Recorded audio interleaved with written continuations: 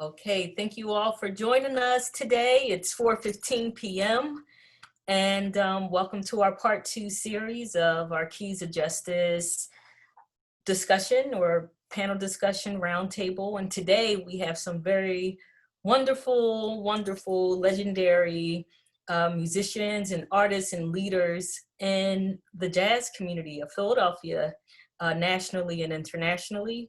We have legendary guitarist Monette Settler, and we also have the arts director from the Clef Club. He will be calling in soon. So thank you all for joining us. And what you just heard was Rufus Harley from his recreation of the Gods album. The title of that tune was called Hypothesis.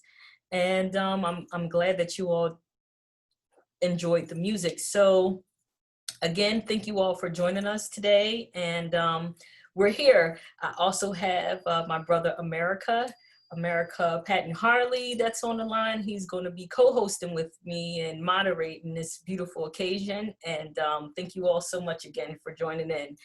I am going to allow for, again, Rufus to explain who it is that he is through his own words. And I'll share my screen with you all and allow you all to see Rufus in his own words. So you can give me just a moment.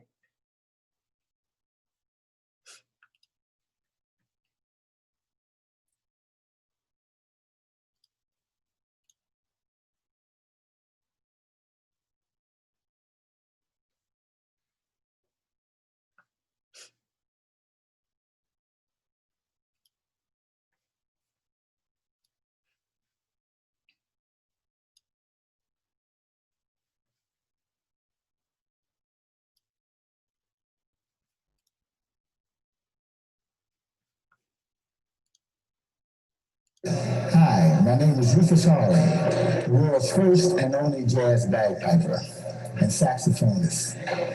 Freedom is ringing on Jazz City, so stay in tune.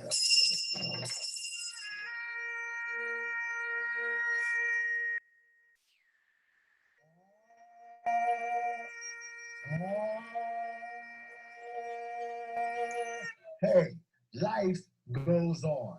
Like I say, life goes on. And I was inspired to get into the bagpipes by watching the burial services of the late President Kennedy. And I looked in all of the pawn shops around here in Philadelphia, and I couldn't find a set. So I called all the pawn shops in New York City, and I found this good set of Hardy pipes. By not knowing anything about pipes, I found a good set of Hardy pipes in the pawn shop in New York. Of course, the pawn broker thought that I was sort of going kooky at that time, back in the 60s. And when I first saw the bag, I said, well, it would be really nothing to the instrument, nothing but a bag and a bunch of sticks. The flute was hard, the oboe was hard, the soprano, the alto, the tenor, all of them was rough instruments. So I tried to blow the bagpipes up, and I couldn't get a sound out of it. Then I realized that, hey, this is really going to be rough. So I gave the pawnbroker back the bagpipes, took my $120, and began to leave New York City.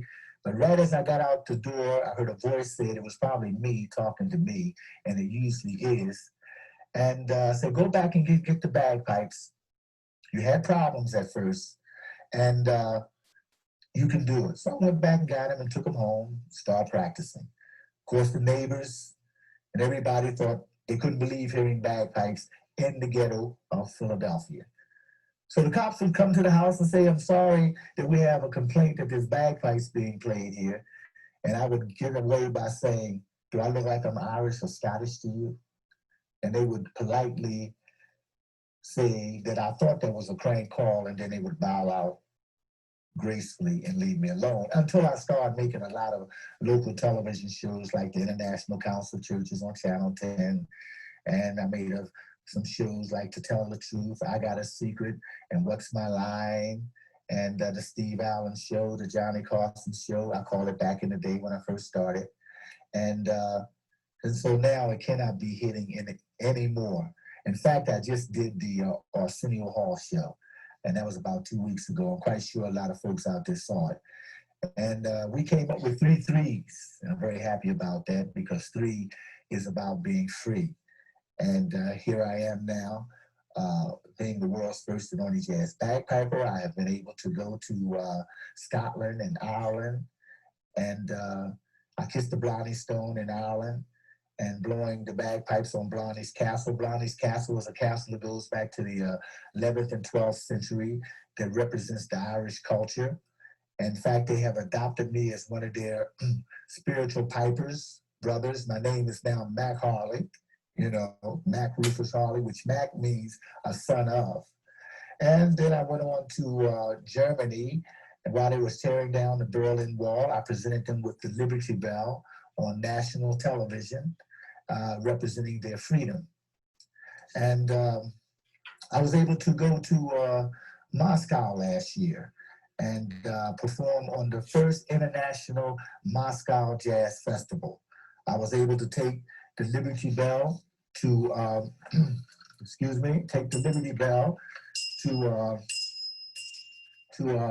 Moscow and present it to the Russian people and to Gorbachev. Of course, I had to send his through the embassy, but and then I've been able to be very successful of taking this bell around the world. I have presented this bell to the President of the United States, President Bush, and the President Mitterrand of France, and to South Africa. I have presented it to the people in South Africa, and I'm telling you, it's just a trip. So now I need to be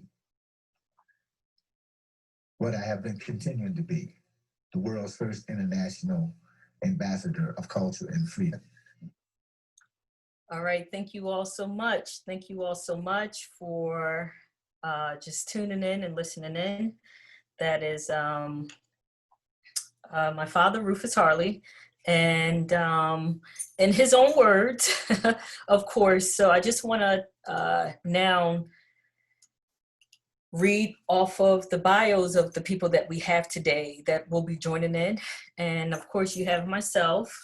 My name is Sister Noah Harmony Schultz Harley.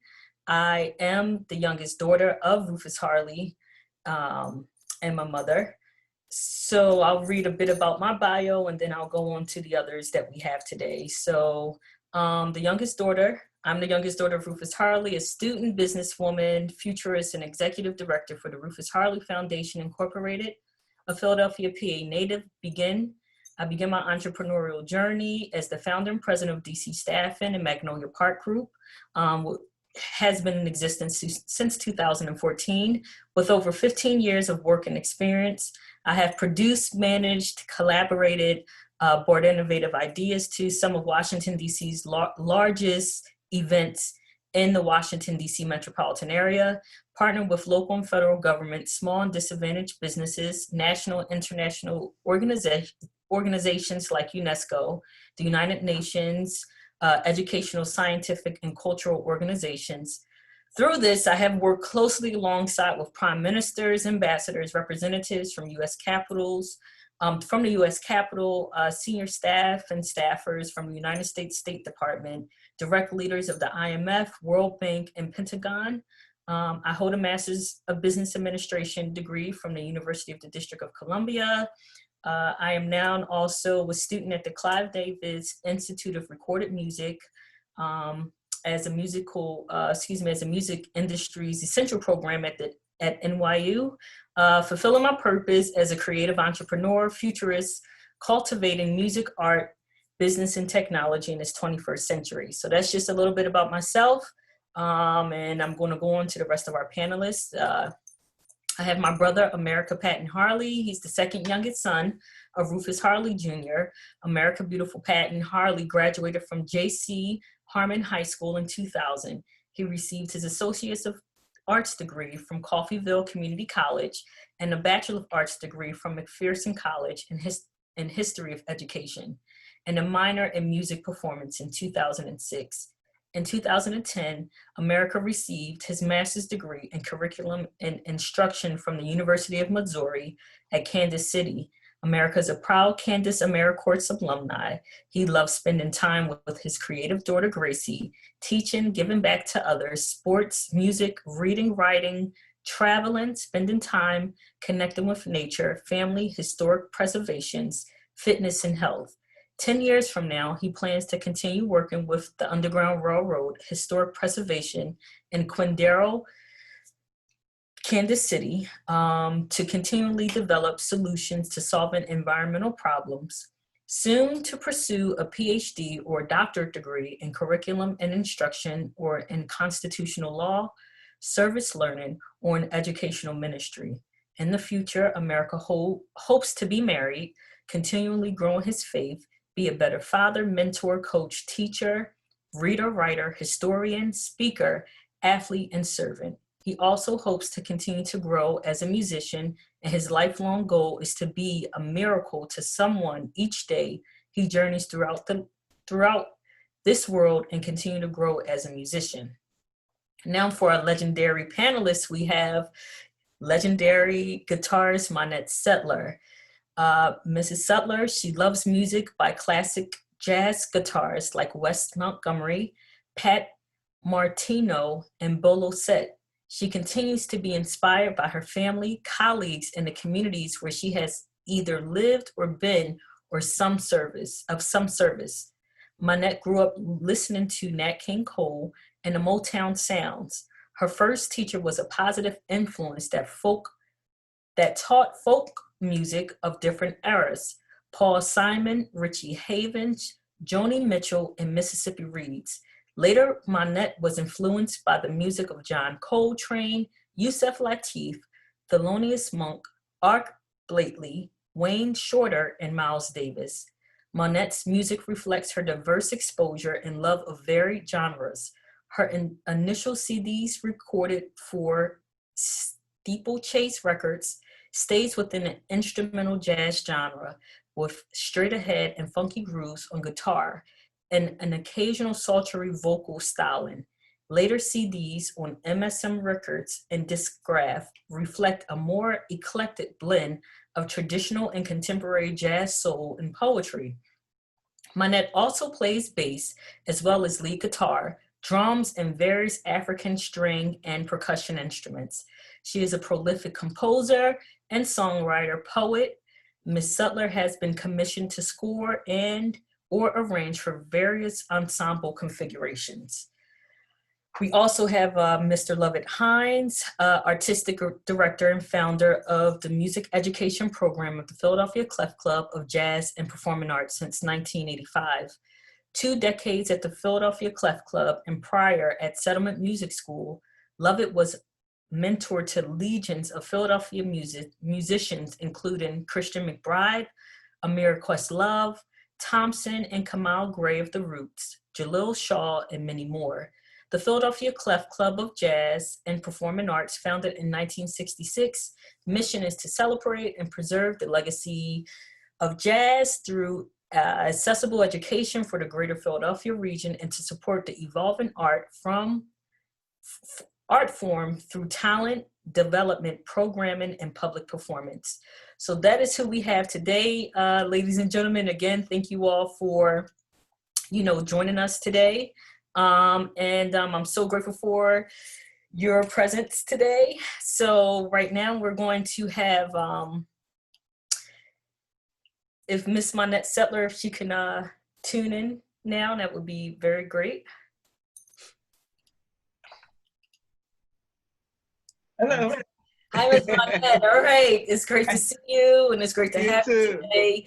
Thank you so much for joining in. I was having some technical difficulties earlier logging into Facebook Live because a lot of our audience members are through the social platform. We do understand now that we're going through a pandemic globally. And, I just want to give acknowledgement to all of our world leaders, our governmental leaders, and to all of the families today that have experienced COVID and have recovered, and even the ones who have suffered from COVID-19 and have lost their lives to this virus. So I want to definitely give acknowledgement to that and just where it is that we are in our nation today. So thank you all so much. This is technically how we're in the digital age, and I'm grateful to have you on the line, Ms. Sutler. And you know, if you could just explain to me about your musicianship and your expertise and who it is that you are, your legacy that it is that you have, and also how it is that you met Rufus Harley, and just some memories and things like that of Mr. Harley. And at any given time, Brother America, you can, you know, ask questions. Again, we are moderating this, so we'll be good. Yep. Okay. Mm-hmm. I want to say hi to Tamako and also America. It's been a long time. So I see you on mute. Yes, Yeah, absolutely. Yes, also awesome. It's an honor, Monette Sutler, to see you again. When you have greatness in the house, and a lot of people listening here from Kansas City, the Midwest here, be tuning in. okay. I want them to acknowledge, you know, who you are, but it's an honor to have yourself, to be able to speak to you. And I think the last time I connected with you, you sat right across from me on our way to Paris on a tour. Right. And Exactly. you said literally across from me. I was like, wow, this is remarkable. But I just want to acknowledge your greatness and say thank you for accepting this opportunity to speak on behalf of Philadelphia Jazz Migration and also on our father's behalf. It's an honor. Yes, man. Oh, it was my pleasure. Yeah. Yeah, we were on our way to Paris, and your dad, you were going to play with your dad. And I had a group there as well. I think Sonia Sanchez was with us. And also had my son with me. In fact, I took both my sons. Yeah. And Frank Squirrel Williams, who has passed from COVID this year, a percussionist. And I think Steve Turre was on that. Oh, and Daryl Kwesi Burgee was on drums. Yeah. So it was a great time. Yeah, that was very incredible. When I said, I just remember the musicianship on that way, that flight there, and the way that I learned so much. At the time, I was doing my student teaching in South Chicago, and Pops was like, "Hey, you're gonna have to make this tour." I'm like, "Okay." Messiah can't go. I was like, "Oh." So I just had to get myself together. Took the bus up to Greyhound up from Philadelphia. Pops pulled out the mattress and everything, and he said, "You'll be ready. You'll be okay."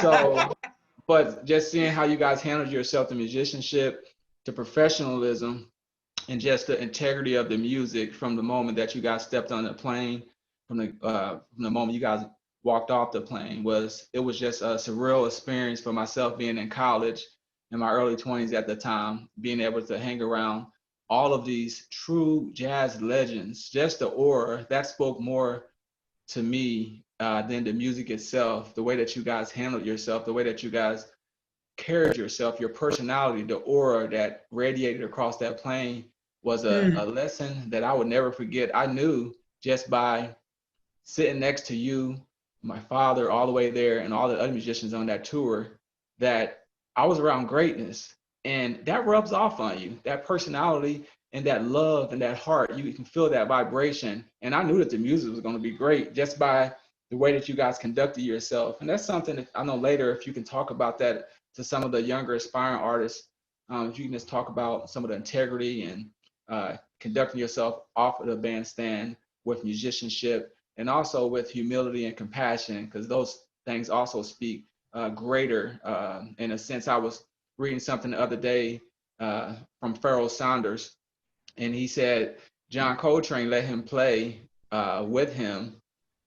He wasn't too much concerned about what he was playing, and Pharoah Sanders was like, I don't know if I was playing a lot of great ideas or anything, but you know, John Coltrane, what he liked about me is how I handle myself off the stage.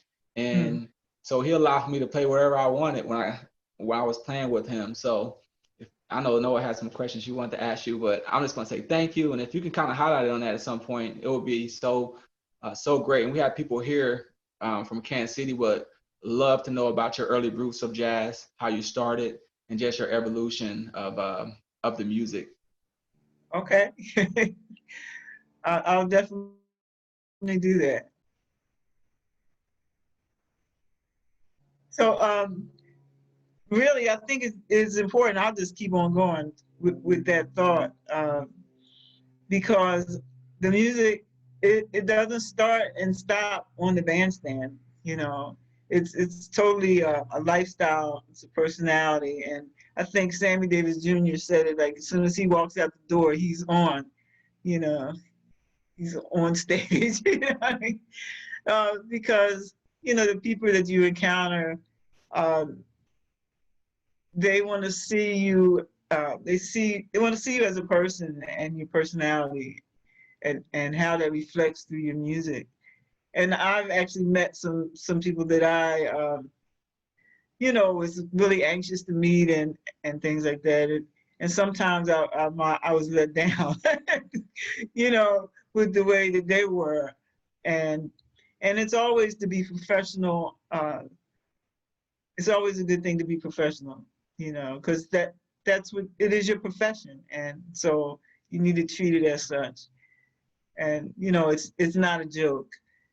And if you treat yourself as a joke, that's the way other people are going to treat you. So I take it very seriously, and it is very professional and very professionally.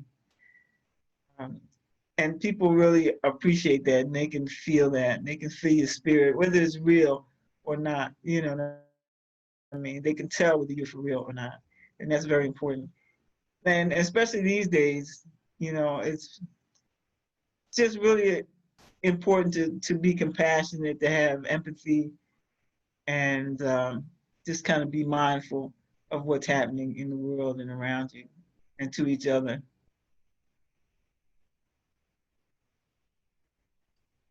Yes. Thank you so much. That was Gracie keeping her head We in. have Gracie here, and say hi to Monette Seller. Gracie's taking beginner guitar lessons. So oh, that's awesome. Yeah. She's beautiful. Nice to meet you. Good to meet you too. Okay.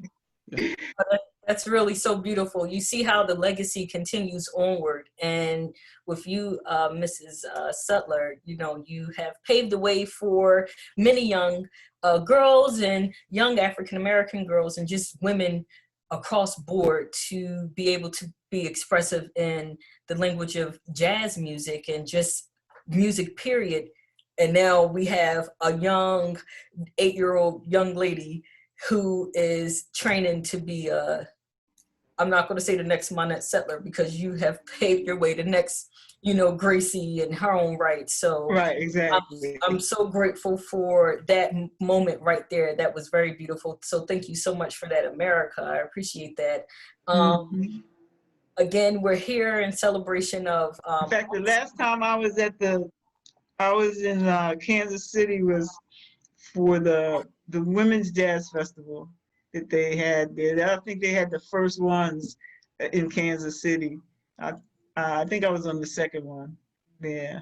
Oh yes, that was incredible. You know, they do a Woman of Jazz series each year, and right. It's such an honor to have you back, to come back to Kansas City. We have to have you come back to Kansas.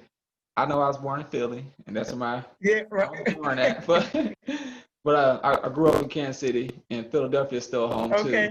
But we have to have you come back, Miss Monette Seller. That would be an honor to have you featured down here. And I would definitely, on my part, reach out to some of the people here at the 18th and Jazz District to see if they can have you come back, because we need your sound here in Kansas City. I know Philadelphia loves you too, but we would love to have that sound. Yeah, I would just spread the love.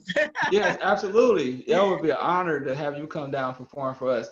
I mean, you broke the barrier. I mean, per se. I mean, you did a lot of things on the guitar as far as for you know, musicians, as far as in the 60s and 70s, and stepping out courageously and doing it well, and doing it, going above and beyond on the band stage at a time where, you know, during the civil rights era and playing during the 70s and that era could be very hard. And also with some of the biases that are out there in the underrepresentation of women in jazz, you know, and I know you didn't probably go into the field looking at it that way, but there have been some biases that have permeated from decade to decade, where there's just not a huge representation in the jazz idiom. And you just, I mean, you blew the box wide open. I'm like, it's incredible. Like some of your early recordings, I mean, Yeah. oh man. You're playing some ideas and everything. I'm like, how does she do that? I mean, I'm like, wow. And then to see the evolution of what you have done with the musical form is just like, it inspires me. I mean, it's beyond inspiring. I mean, It's wonderful. it's very inspiring. Your early works were so innovative. Your ideas, your approaches were fresh, and I believe you had some Oliver Collins on one of your albums too. I believe that one of your Yeah, earlier. Oliver. Yeah, Amazing, and amazing pianist. Yes. wow, and it's just amazing. But if you can just speak some more about that, like some of the adversity that you had to go through with in the jazz. Did you have to ever face any of that, or you ever face any discrimination, or people that didn't really when they saw you, it's like, well, where do you fit in the jazz idiom, or was it always kind of a smooth run, kind of like putting yourself out there as a jazz artist? Well, let's put it this way. I didn't have to face it per se, because generally people don't let you see that, you know. And when I did find out about it, it was kind of through someone that kind of had my back and would tell me, you know, or it would slip out somehow in conversation just because somebody was upset, or you know what I'm saying. And so, and then you kind of look and say, oh, for real? You know, that's really how you feel about, you know, a woman in music, and a woman being on the road and big band, you know, and they don't really want you there, and they're trying to come up with ways not to have you there. And but you don't really know that. It's kind of like discrimination, you know. For a long time, it's been undercover. You know, it's been happening the whole time, but it's been undercover, kind of. And so now everybody has a cell phone, you know, you can put it on blast, like right away. It's on blast. Yes, and I You would know, also and say, so, the sellers, that your music was so beyond amazing. It's just kind of hard to even to go that direction with your music, kind of like Billie Holiday, some of those early jazz legends that came along. It really didn't matter, uh-huh. and that's, I think jazz is still ahead of its time as far as breaking down those barriers and breaking down those walls. But your music that you play, it automatically breaks down those barriers when you walk up there and you hit that note and you start performing, rather on bass or guitar. It is revolutionary in a sense. And I think that Yeah. what you have done as far as musically, we will never know how much of an impact it has had, because music sustains, and music continues to permeate from zip code to zip code, and it speaks for Mm-hmm. all cultures, all nationalities. And there's probably albums that you've done that's probably over in Africa and circulating in different communities that they're just now arriving over there. And now it's like, wow, I wish I knew about her earlier in my life. And I think that's the Right. beauty of music, that it continues to evolve, and jazz continues to touch different communities and different places of individuals. And I think personally, hearing your music, I know there's times where you have like Grammy opportunities. I know you don't go into that looking for that, but your music deserves that type of caliber. And when I see you play, and when I hear you play, I wish in my mind that I could see you play on international TV at like a Super Bowl, opening up for like a halftime show, or because it's that amazing.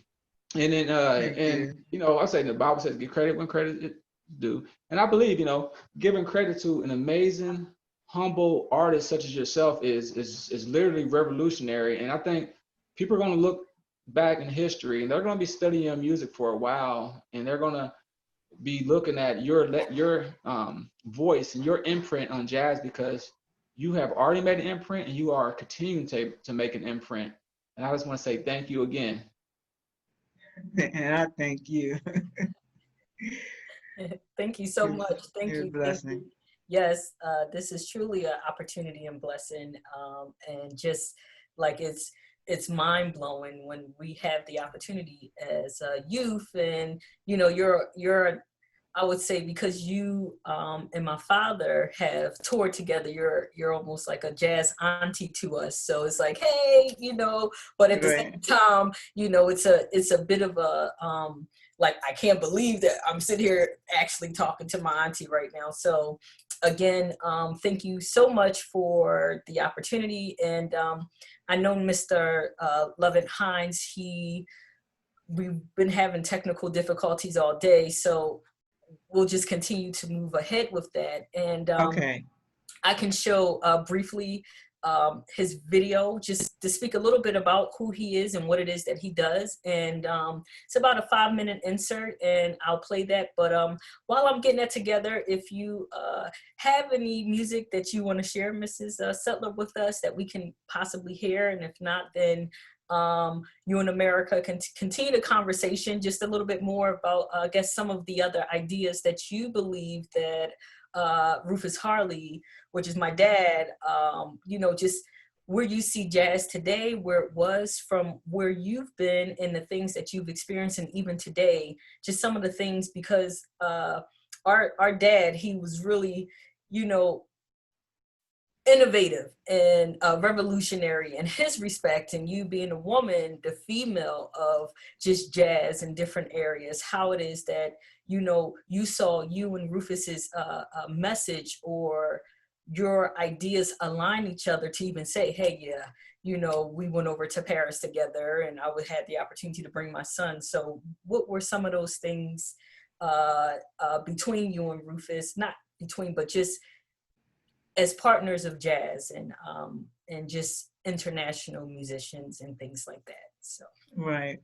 Well, your dad was he was all about community and bringing people together. And you know, I still have my Liberty Bell that he gave me. You know, like I said, I found a postcard he had sent to me and things like that. And so, and he was innovative. I mean, just the fact that he played the bagpipes, you know, was an innovation, because it just there were no jazz bagpipers, you know, at that time.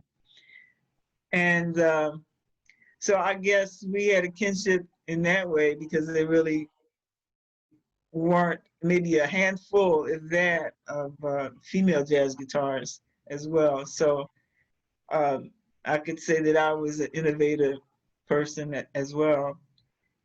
And then the group that I worked with, Sounds of Liberation, which was the first group that I started playing with.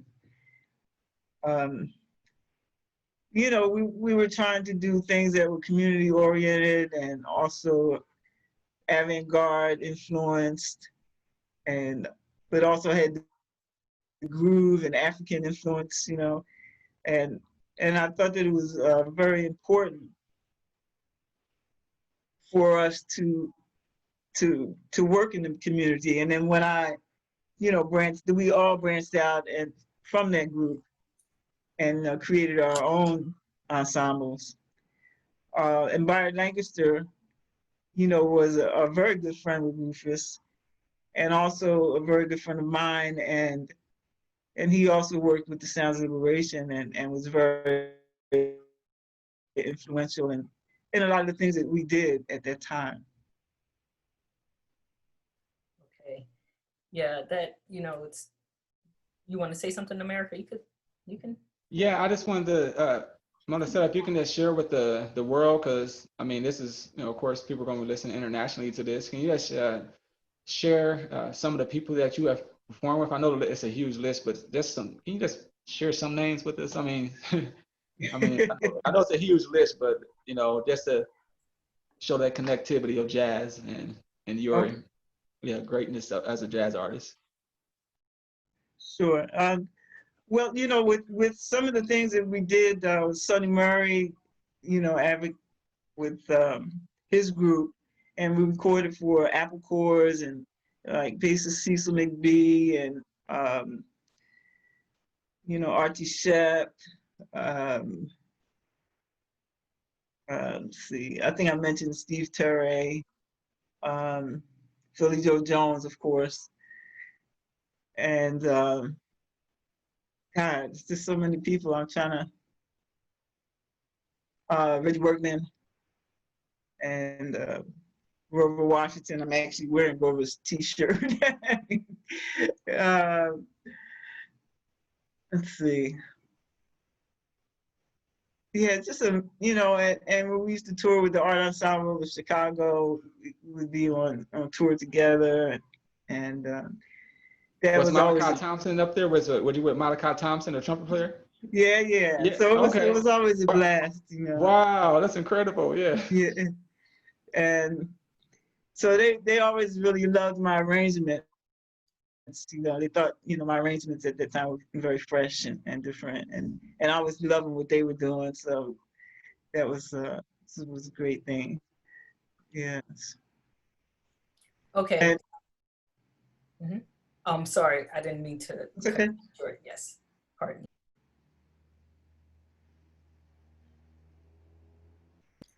If you were still speaking, you can continue to continue. Okay.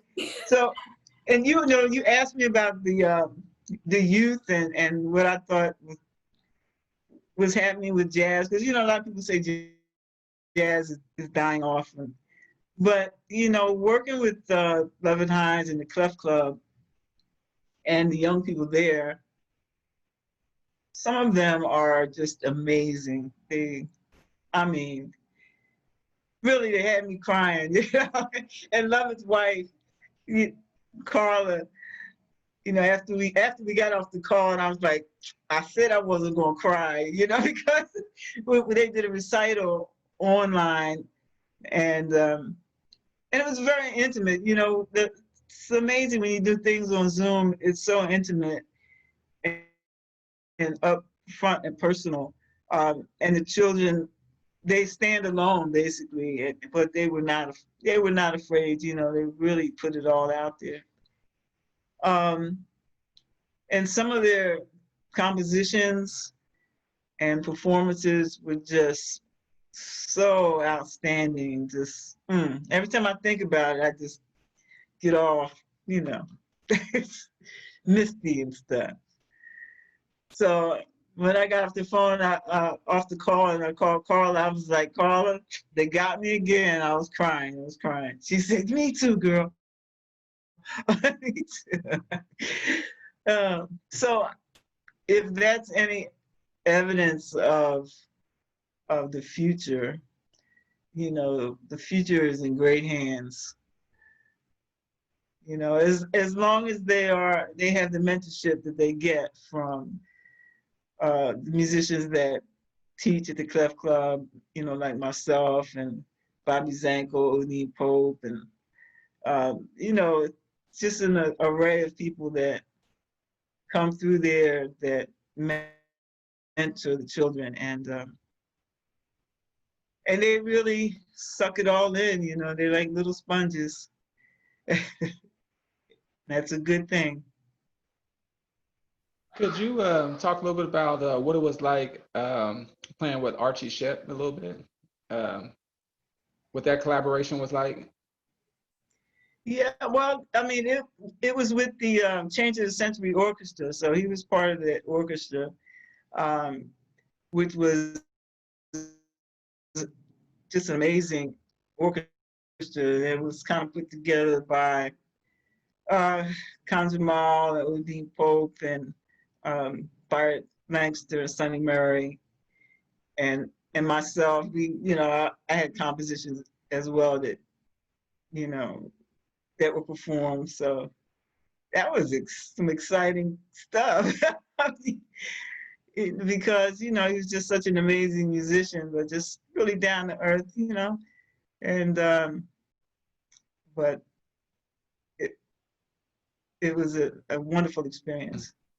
Like some of your newer work, you did an album where there was some poetry in there, and you're kind of doing some interplay with your guitar, and there's some speaking, you know, more so than some of your earlier work. But you know, can you talk a little about how that album evolved and what was kind of behind that? I know you talked a lot about it was a very positive album. I was very uplifted I was very encouraged when I sat and actually listened to that. I think it was on a weekend. I just sat and listened to the entire album. I was like, I was blown away by what you were talking about, the positivity. Could you just kind of like highlight on that? I believe it was another individual that you invited to collaborate with you on that. Yeah, that's probably This Is How We Get Through is the title Yes. of the CD. And it's a collaboration with poet Chapita B. Mason, who is actually the poet laureate of Philadelphia right now for the next couple of years. And so yes, that was our collaboration. And so it kind of came about, you know, we had done another job, and we put together This Is How You Get Through for poet Yolanda Risher.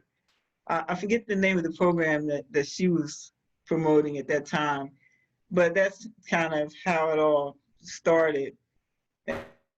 And then we just developed the rest of the CD from that, from her poetry and then my collaboration with the music.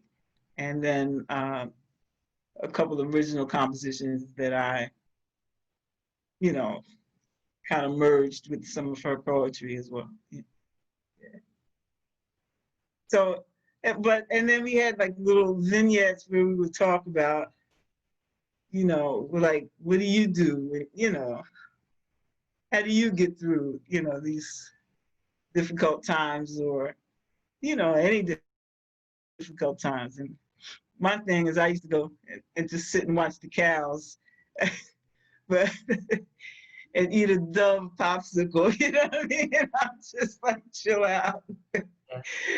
And, you know, she would laugh at me and say, you know, I don't know where you find the cows in the hood, but they're, you know, they are here. You just have to find the little pockets. Yeah, we have a lot of them in, you know, there's a lot of Kansas City. Yeah, well, in Kansas and Kansas City. Yeah, so when you come out and perform, you have a lot of reflection time to, you know, spend out in nature, because, you know, Kansas is more flat. You know, Missouri has a little more hills, but Right. they both have some of those rural areas, and, you know, of course, you know, Philly does too, but, you know, Kansas kind of, you know, has that, you know, rural feeling, and you know, has a lot of small towns throughout Kansas. We would love to have you here. It would be an honor, you know, to have your spirit, your vibe here, you know, to sustain that collaboration. I know we have here, we have the Elder Statesman of Jazz that was founded by Pam Hyder and Sam Hyder in the 80s. And they work with mostly elder musicians, and but they also, their goal is to bring the younger artists on, to mentor them. And do they have anything like that? It kind of sounds like you're already doing that. You already mentioned it earlier with the Clef Club, and, you know, some of the younger musicians and the amazing things that they're doing. Do they have a actual entity where they have something that the elders perform under, where they actually taking care of them with healthcare, giving them opportunities, like checking up on these musicians? I mean, we have one of our elder statesmen. He's in his 80s. You know, he lives by himself now, and I know but do they have different services like that in the Philly area that you're aware of? They have a program called the Jazz Bridge, and they kind of help out with things like that, like healthcare, and you know, they help out with emergency situations, basically. But as far as providing health care per se, I don't believe that there's anything like that. But there are organizations that will help out for emergency situations. Some of them based in New York at Music Cares and the Jazz Foundation. I think there's another place called the Actors Fund or Actors Guild. They also give assistance. And this year, the Leeway Foundation, they have a WU grant, and so they actually gave some WU grants out as emergency help for people because of COVID and losing, you know, a lot of work and things like that. So those are some of the organizations that are, in Philly and between Philadelphia and New York. What are some of your earlier influences? Why did you start playing jazz, and how did you get started? And what are some of those early experiences of your musical career? What did that look like? Well, my uncle, my great uncle Nathan, he played piano by ear, and he played in nightclubs and piano bars and things like that. And he would always come to the house and play. My mother bought this baby grand piano. She loved that piano. I think she paid like a couple of dollars. It wasn't much, but she got that thing in the house, and she was a happy woman. But he used to come and play it as well as she did. And I would just sit on the floor, and I was totally enamored by him and his playing. Um, and and my first experiences actually were playing folk music. I think, and I had like a little duo that we used to do, me and my friend, like from church. And then the church I went to, the pastor, the new pastor, he was a younger person, and he had like a little jazz trio. So we started doing, performances at the church and things. And then when I met Khan Jamal, and then we started just practicing like 8 hours a day at my house or in his garage, and putting the band together, and we was off to the races after that. Wow, that's incredible. With Khan Jamal, he's one of Philadelphia's legendary musicians and everything. And Absolutely. wow, what was that experience like playing with Khan Jamal? I know beyond amazing, but Oh, well, it was good. I mean, we were both trying to create something and put something together, and musically. And so, it was a good time for both of us in our development as far as jazz. And he was very aggressive as far as, trying to get work and things like that. So that was always good as far as on the business tip. Yeah. how about Trudy PC? Am I saying it correctly? Judy Pitts? Yeah, Trudy Pitts. Yes. Yes. Yes. What was that? Oh, Like she's revolutionary, also, right? yeah, absolutely. Yes. Judy Pitts was amazing, and her music is just off the charts. She's an amazing woman, amazing musician. And we had talked a lot about, being a woman and having a family, and, how to make that work. Because, she raised her family. Her and her husband worked together a lot. And they went on the road together and things like that. So they had a different dynamic. But it was very helpful just to get her perspective on that, because there weren't many women that I could talk to about that. So that was a very important conversation for me to have. Because I raised two sons. That's And awesome that you shared that. Yeah, that you guys had that, having someone that is playing at an exceptional level, throughout their career, and having that, being able to have that safe place to have dialogue and understand, what it's like balancing, music, because it can be a lonely path, a lonely journey in isolation. Right. Many years of going into monk status, and then people wondering what's going on, and just because of the reflection and the type of thinking that every jazz requires for you to do in order to put the quality music out there at that level. But having that collaboration. So would you say that you guys developed a really strong kinship throughout the years because of that? You guys were pretty much at the top of the echelon of your careers, and then your spectrum, on the jazz spectrum. You guys were up there. So could you kind of go further into that, kind of highlight? Well, we were, she was a good mentor for me, and I won't say we were like close buddies or anything like that, but we were close, and I could talk to her, you know, if we were on a gig together or we were somewhere where we had a quiet moment, and I could say, "Hey, Trudy, you know, what do you think about this?" And she was, you know, she always showed a lot of love, and I always appreciated her very much. And her family, Mr. C, and her son, you know, Thank you so much. TC the third, yeah. Incredible. Yes, very incredible. And Yeah. This is awesome. in the future, so how do you shift your mind, kind of like in your music?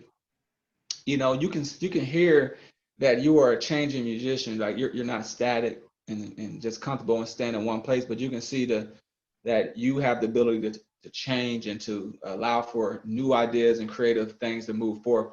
How do you kind of go about that when you were kind of, you know, musicians kind of have a mental block where it's like, man, it's a mental block I'm going through. How do I get past it? How have you successfully done that from decade to decade to, you know, through all of the changes, you know, the civil rights era, the, you know, different wars, all community issues that are going on.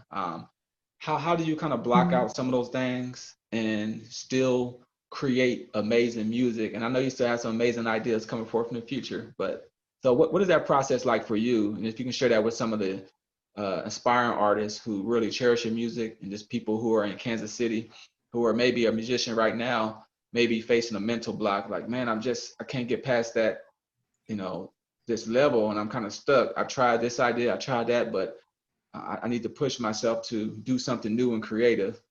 How have you successfully done that? I mean, your music speaks for itself, Mm-hmm. but could you elaborate and share First with of all, us? Yeah. you know, you can't ignore what's happening in the world. That's part of the process, because music and the arts reflect what's happening socially in the world. It always has, you know. So when you go to school and you study pop culture, and you you can't do that, study the arts and not see how that is reflected the times and what was happening at that time. So it's all a part of it.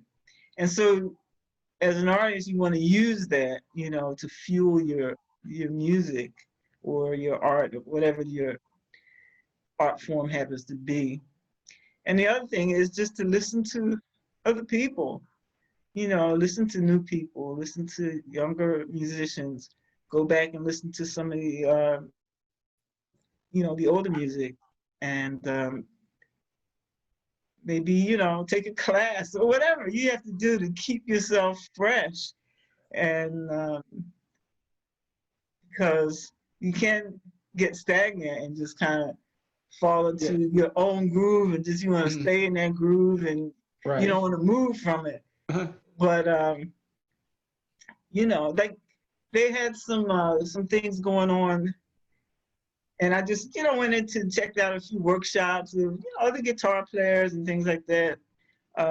Just because I've been isolated and going crazy, but during these times of the COVID, and you know, it was a good thing because you know, I this one young guy, he made me think about a different way just to approach, you know, some of my compositions on guitar and things like that. And it was just a simple thing, you know, something that it's not like I didn't know, but you know, it just wasn't in the forefront of my mind. It was just like, oh yeah, maybe I should, you know, try to work it that way, you know. And so you'd be surprised where the inspiration comes from. You just have to keep yourself open and be ready to receive. I know Art Blakely was one of the guys who he brought a lot of, you know, musicians through his band. You know, we have Bobby Watson here in Kansas City, you know, where he was in, you know, New York a lot of his career. He came back here and, you know, was a breath of fresh air and brought a lot of life back into the jazz community. A lot of his students are doing great things now. And he was one of the Blakely guys, and, you know, of course, the Marcelluses and you know, you had so many people who went through him, you know, Lee Morgan, and Art Blakey he always kept, like, you know, musicians coming into his group, and he allowed for them to express themselves in their own way. And I know Yeah. Miles, he would listen a lot. He would go to like different, you know, festivals, and he would maybe perform, and sometimes he would, sometimes he wouldn't, but he would listen. And just, I remember something he said, he was listening, even at a basketball game, he was listening to the different sounds out in nature. Do you see that kind of Mm-hmm. helping to influence your music? I'm connected with the Biomimicry Institute, and they, what they do is they help to the youth design natural things by looking to the earth, by looking to the ecosystem. And they have like a youth design challenge where they bring the youth in, and they have to in the science classrooms create some sustainable product that helps our world be more sustainable. And do you see that connectivity, interconnectivity of jazz connected with nature also too? Just spending time in nature and hearing the sounds inside of our ecosystem, having an impact on the music that you do? Well, it has the impact on the music I do. In fact, I was just talking about that this morning with my son, because there's a composition I was doing that I played it outside, like as part of a video I was doing, and the birds, you know, they were just chirping away and everything, but it was perfect. It was like the perfect backdrop, and it was just really part of the music, and even the cars going by and things like that. You know, it's all so musical when you just like take it all in, you know. And it's funny that I had done a project with some children a long time ago, and I said, you know, go collect some things, you know, part of the ecosystem is what in my mind I was thinking, but I didn't really think I had to say that out loud. And they all came back in with plastic stuff and, you know, all this man-made materials. And I was like, oh my goodness, what has happened to the world? You know? And so I think it's very important to get back to that, to realize that, you know, plastic and man-made materials are not all there is, you know, because that's all man-made things. So to really be in tune with the earth is a good thing for everybody right now. Yes, absolutely, absolutely. You know, there is a musical ecosystem that we can talk about, and just with a lot of jazz greats, and even I believe I read an article from something John Coltrane was just really looking at how the entire musical ecosystem is almost designed, how our universe is designed.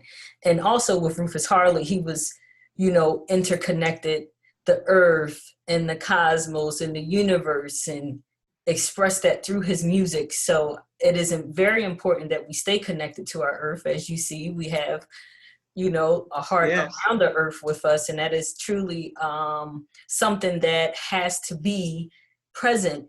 And moving ahead in business and our planet, a lot of frameworks and a lot of business models today, just from COVID alone, has to incorporate how will they sustain people in our planet, and not just so much think about how is it that we can profit off of these things, but really intertwine the planet. Right. And how is it, because we're all a part of the ecosystem of nature, and how is it can continue to be sustained in that respect. So it's very, very important. So I'm just so grateful that, you know, here in DC, I live in Washington, DC. Most times I open up, you know, my patio door, and sometimes when I'm meditating or praying, the birds are chirping.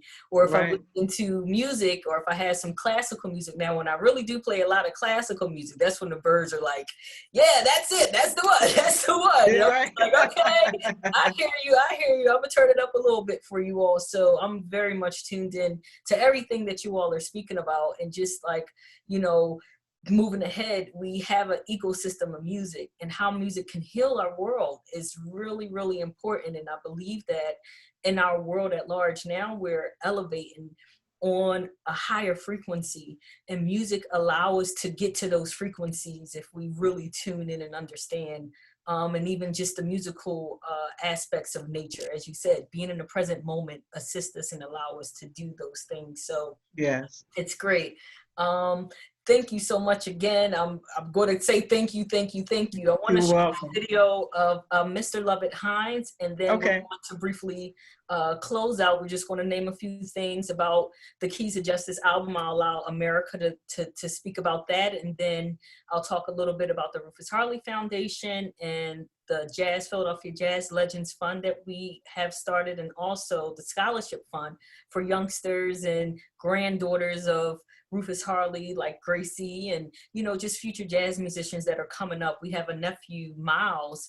He's a fabulous, well, all of our nieces and nephews, they're musically inclined and Good. tell the jazz, like the top tier of what they're doing. So you know, it's really about bridging the young people and our seniors and making a beautiful bridge on how we can continue to sustain the musical aspect of where it is that we're going presently now and in our future. So it's important. So if you could just bear with me, I'm going to share my screen again. There's a song too from Miss Monette Seller that you can play us if she doesn't mind. I think that would be very fitting.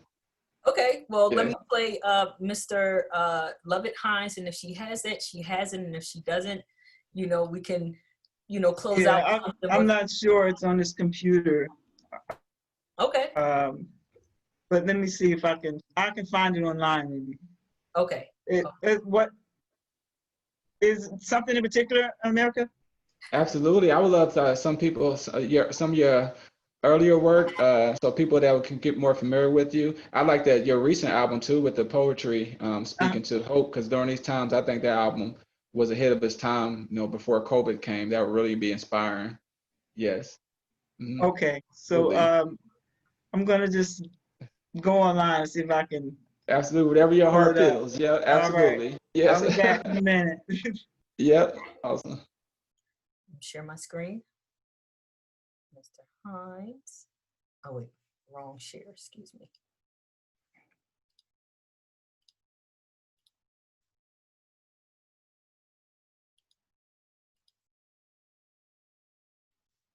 Well, I think my very first experience with jazz, I really didn't have a choice.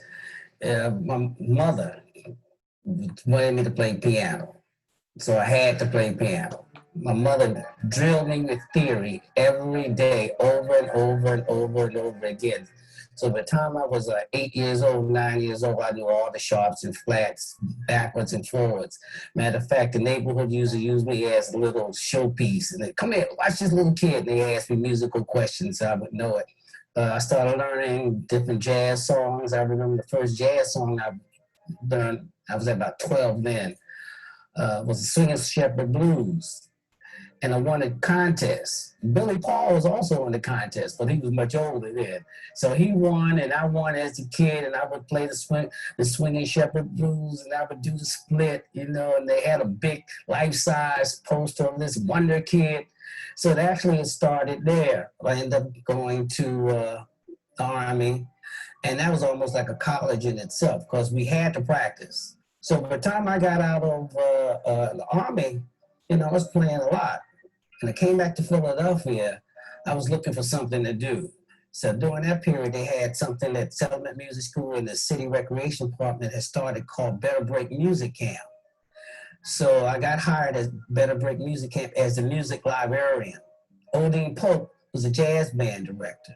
And Odine came to me, he said, well, look, Lovett, I'm getting ready to go back on the road with Max Roach. So he said, well, look, this is what we're gonna do. I'm probably leaving in a couple of weeks. If we get together and I show you how to read band charts, you think you'll be comfortable taking that? So well, I'll try it. And that's how that started.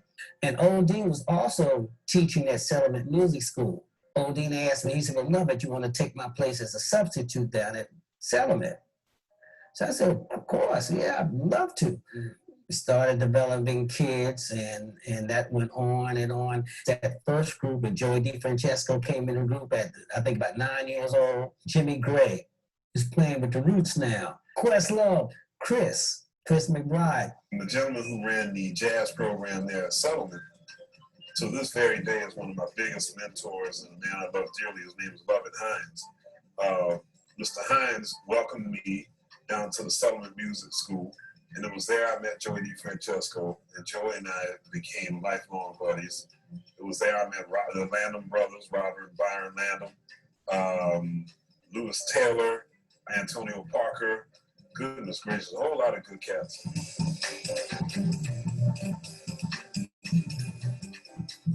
So at that point, I ran into Trudy Pitts and Mr. C. And at that time, they had reopened the Clef Club. And I asked them, were they interested in having a music education program? So they talked to the board, and they came, and I asked it, I could come in and start a program. And when I started the program, I think 2 students from Settlement came with me, Jaleel Shaw and Dawood Bakara. So I started with 2 students. I owe a lot to the Clef Club, man. And just Mr. Hines, just directing like different tunes. We were playing like Joyce Springer, like 12 years old. Like that stuff is priceless. Like we had John Blake coming through, doing master classes. And if it wasn't for the Clef Club, I wouldn't be talking to you right now.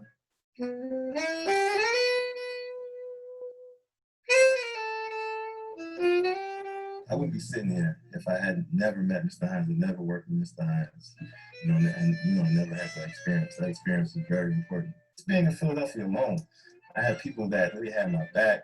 They were like mentors. I had Mr. Hines, I had Mr. Rayburn Wright, who was my private saxophone teacher, and my amazing mother. I don't even know how I almost left here without talking about my mom. Right, that's what I had say the something most, about. my mother is the most amazing mom in the world. I remember Jaleel's mother came to me one time, and she was really so worried about Jaleel being making a living as a jazz musician. And she said, "Beloved, how he's going to make it, or Mr. Hines, how he's going to make it as a musician, is any work for jazz musicians?" So I told her at the time, I said, one of the things I would like for all my kids to do is approach the music as any other professional.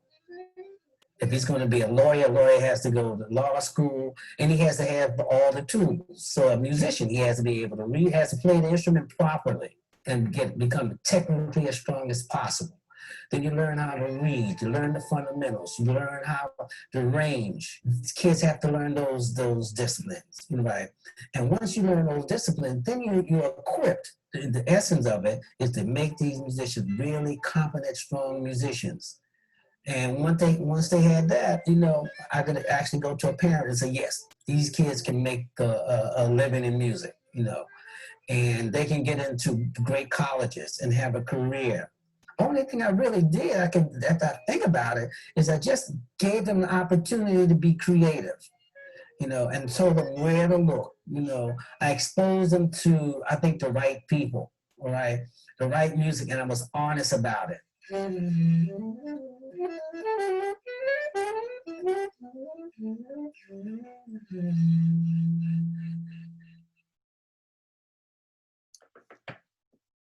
All right, thank you all so much. That was just, that was just a brief, insert from Mr. Lovett Hines. Again, like I mentioned before, we had some technical difficulty and we were scheduled to do a few things, but we're here. We're here and we're recording it live. And thank you so much for everyone that's coming in.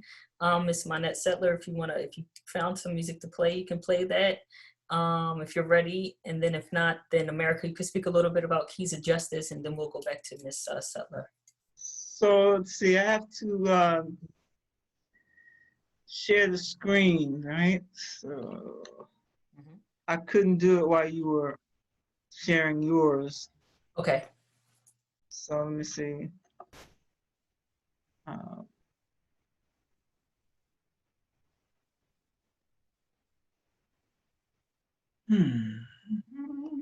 Oh, here we go.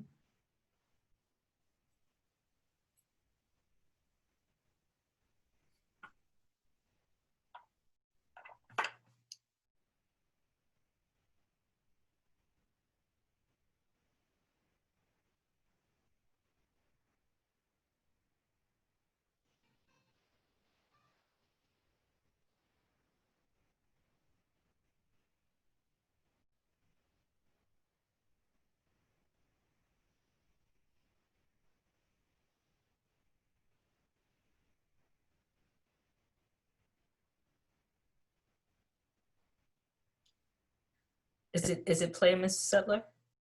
It is. You're not hearing it? No, we don't hear you. Keep your phone, keep your camera off of, yep. If you could turn it up by the YouTube, if you could turn it up there, the sound on the YouTube screen. Oh yeah, okay, that's up. You know what? I'm gonna pull it up on my computer so that we'll be able to do that. Trapita Mason. Okay. Let's see. Because it sounds really, really low, and I don't know what that's about. So. I wonder if I have to plug my headphones in. Okay.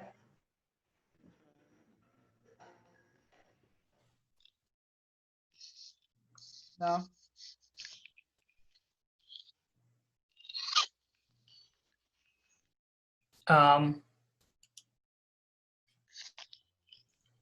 It's sounding good here. Yeah, no, yeah, okay, I'm gonna, I need to share audio some kind of way. oh, there it is.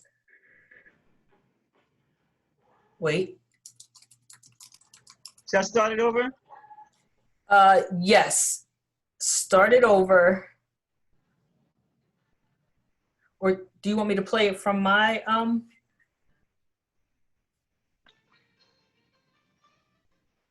yeah, it still sounds really low.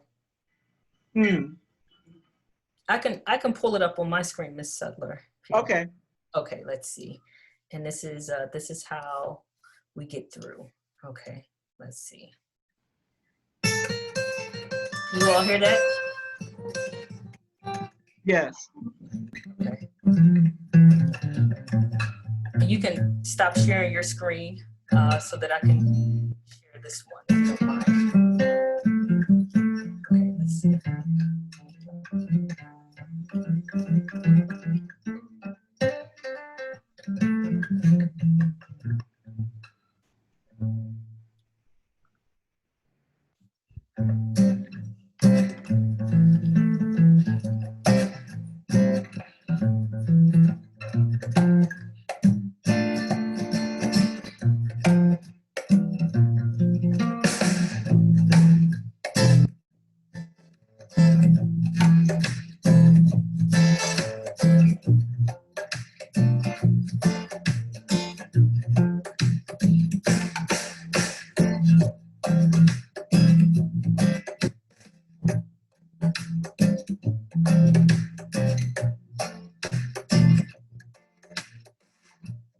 Sounded like.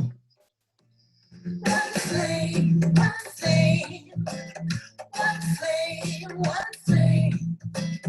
and a stranger held my hand, and I remember thinking, this is how we get through. This is how we get through. This is how we get through this sort of thing.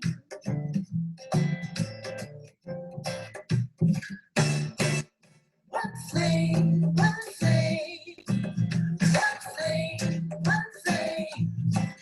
and a stranger held my hand, and I remember thinking, this is how we get through. This is how we get through. This is how we get through this sort of thing. We take that hand that has been extended. We don't dwell on anything else, not on one thing that will sever us, that will divide us. We take the hand that has been extended. We don't dwell on who leads the hand to bad, or if it's claps in solemn devotion, or if it's raised up, palms facing Mecca, proclaiming God's greatness. We take that hand that has been extended. This is how we get through. This is how we get by, how we get on, how we move forward. We don't leave a hand lone and dangling like a strange fruit that its community has dropped, that the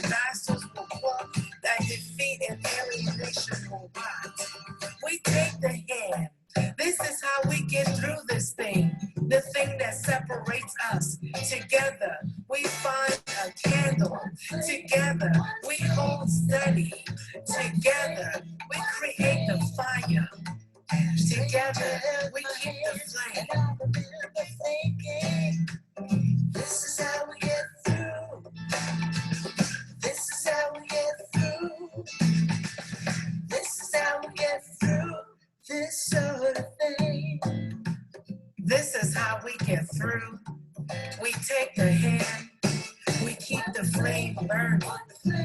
We give energy, give power, give life in solidarity, in community. This is how we get through. This is how we get through. This is how we get through these sort of things.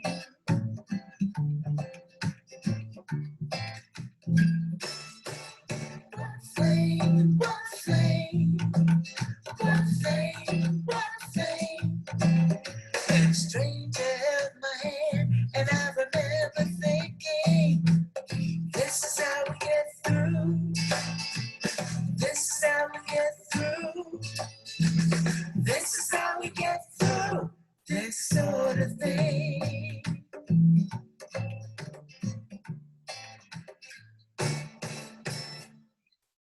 Yes, yes, yes, yes. Yes, it's so Incredible. perfect.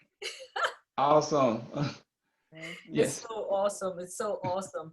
Oh man, it's just really a lovely, lovely day. Hi, Like, it's so Sam much Barker here from music. the Motley Hold on Fool. for 1 second, Behind me please. is Landmark Mall.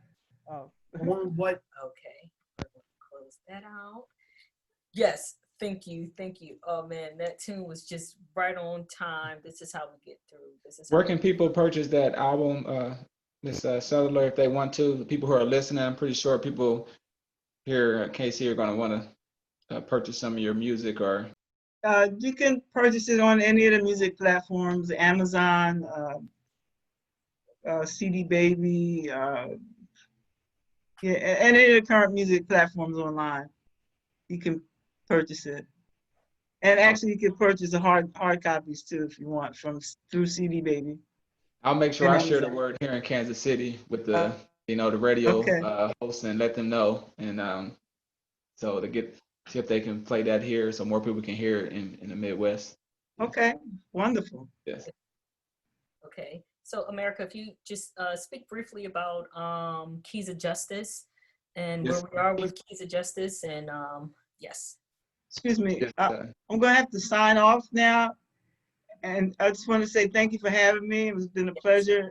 America, thank you for wonderful talking with you as well. Yes, pleasure. I would love to one day play with you. It'll be an honor. Yes, be an honor to collaborate with you again. Yes. All right. Thank you. Keep sustaining. You Yes, too. very inspiring. Thank you. Thank you. Bye-bye. Bye-bye. Okay, America, if you can go ahead on and finish that one. Here goes our Keys of Justice album, guys. If you guys, it'll be ready for download, global distribution there. Throughout the United States, it'll be available here. So you guys are welcome to download it through all major download streaming partners. This album, Keys of Justice, is a live album with my father, Rufus Harley, our father, Rufus Harley, my older brother, Messiah, on trumpet and flugelhorn, with Jazz Hall of Fame inductee from Seattle, Washington, Bill Anchel, as well as Neil Stockey on bass and Kenna Boto on drums. This was a live CD done in 1998, and it is an amazing lineup on there. I personally wrote the liner notes on the inside, so there's a surprise if you want to get a physical copy. Inbox Noah, and then we will surely get one mailed to you if you want a physical copy. This is our father's collage that he created here in the back of the album. That's wherein he marched to Ground Zero the following year of September 11th with thousands of pipers came from all around the world. And that's him there with some inspiring bagpipers, student bagpipers. And then also he was, as you guys can see that there, okay. The other. So, but that's his little collage there, and the title of his Keys of Justice, and you can see his artwork there. So purchase it, guys. It is a amazing album, amazing, amazing. Okay. You will be inspired, and you will be uplifted by this music. It is a gem. It is a historical album. It is worth so much more than just the dollar amount. It's truly amazing. Those people who are really into jazz, I would encourage you to take a look and listen to it. And those of you guys who want to learn more about our father, his voice is on the album, and we were able to save his voice talking in between each song, which a lot of people can go back and learn more about him, inspiring students, and other people can learn more about him. Thank you so much, guys, for joining us. Yes, thank you all for joining us, and we're coming to a close right now. And There goes him and Sonny Rollins too. Oh yeah, that's him and Sonny Rollins. That's beautiful. So we're coming to a close. How are you, Gracie? We're coming to a close now for this panel discussion. We had legendary guitarist Monette Settler, and we had some technical difficulties with Mr. Lovett Hines, the artistic director from the Clef Club. And also we had America Patton Harley and myself, Sister Noah Harmony Harley. If you want to know anything about the Rufus Harley Foundation or the legacy of Rufus Harley, you can visit us at www.rufusharley.com, or you can also visit us at www.rufusharleyfoundation.org. There you can see all of our latest updates. You can see the latest updates with the Keys of Justice album. You can see the latest updates with our scholarship funds and our jazz funds that we have for our elders and of jazz. So again, thank you all so much. I appreciate you all being here today. And I'm going to close everything out with, Rufus again, just was closing us out with a tune briefly, and we'll be done. So give me 1 second here. Okay.